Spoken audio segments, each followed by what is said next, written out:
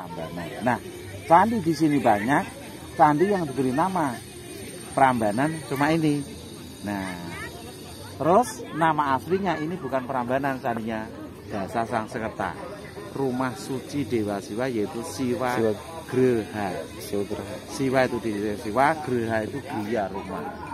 Prasasinya berangkat tahun Saka disamakan Masehi 856, kalau Sakanya 778. Nama rajanya yang membangun Rakit Pikatan. Nah, petunjuk itulah untuk mengungkap Candi Prambanan sejarahnya.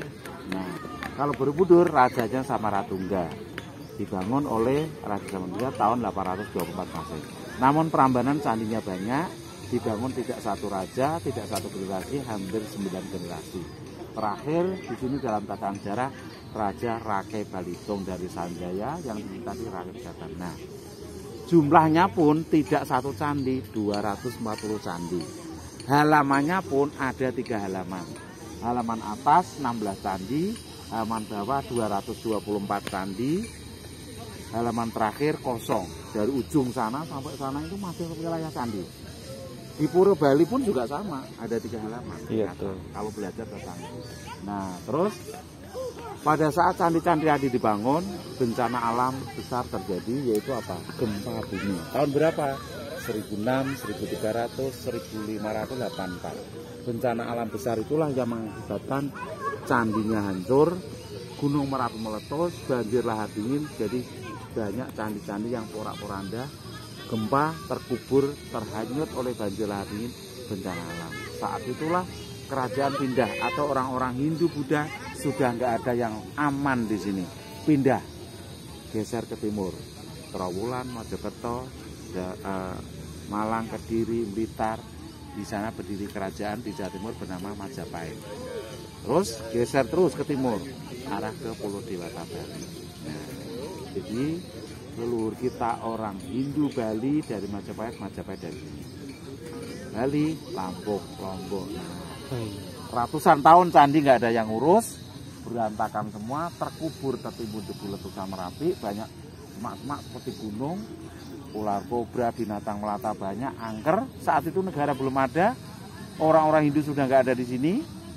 Batu patung diambil orang-orang yang nggak tanggung jawab, karena saat itu orang yang mengambil nggak ngerti, karena yang punya sudah nggak ada, negara belum ada, dan Belanda belum menemukan dan memperbaiki.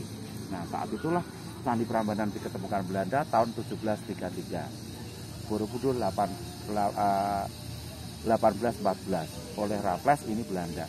Nah, baru pertama kali pemugaran dilakukan oleh pemerintah Belanda sebagai tenaga kerjanya orang kita. Di sini negara belum ada saat itu, karena Belanda ratusan tahun ada di sini. Nah, pertama kali yang diperbaiki untuk Prambanan Candi Apit tahun 32 sama 33. Kanan kiri nanti tunjukkan. Yang besar itu Candi Siwa dimulai tahun 1926 zaman Belanda, dilanjutkan zaman Presiden Soekarno. Jadi peresmian candi yang paling besar itu oleh Bapak Presiden Soekarno tahun 53. Borobudur belum diperbaiki semuanya, hanya baru topaknya oleh Belanda 1904 sampai 11. Nah, untuk Prambanan lanjut diperbaiki terus zaman kemerdekaan. Setelah kemerdekaan Candi Brahma tahun 7787, 10 tahun.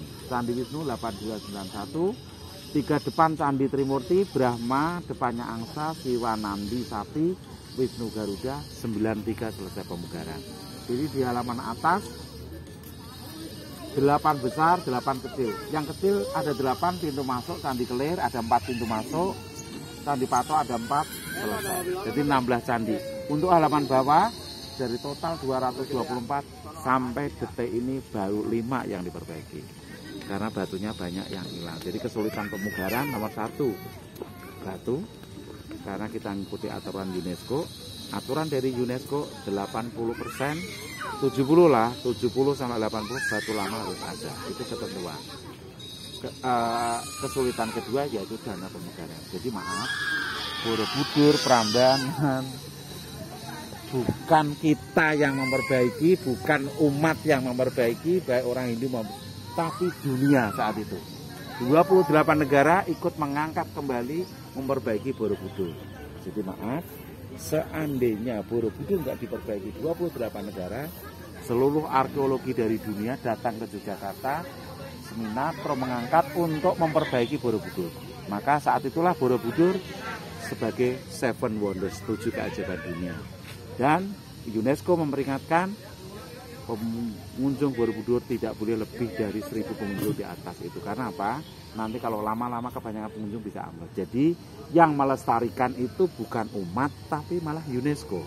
Prambanan juga sama, bukan umat, tapi umat Hindu Buddha yang sekarang candinya sudah diperbaiki, mau mengadakan Taur Agung, upacara Hindu, sembahyang boleh, Borobudur, Waisak boleh, Candi Sewu boleh. Dan pemugaran yang kita lihat ini sudah menggunakan lem, besi, batu baru antara 20-30%, pakai penangkal petir juga. Jadi konteksnya Prambanan Borobudur, dulu tempat sakral, tempat ibadah, tempat suci, sekarang hanyalah monumen. Menjadi warisan UNESCO World Heritage nomor 642 sejak tahun 1991. Tapi maaf, di era Pak Jokowi ini kemarin ada 4 menteri yang bertanda tangan, Dalam Negeri, Polhukam, Menteri Agama, Menteri satu namanya Mendikbud. Umat dari masing-masing kedua Hindu Buddha mengatakan, ngeklaim bahwa Borobudur Prambanan menjadi tempat ibadah Hindu Buddha internasional. Silakan, nggak apa-apa.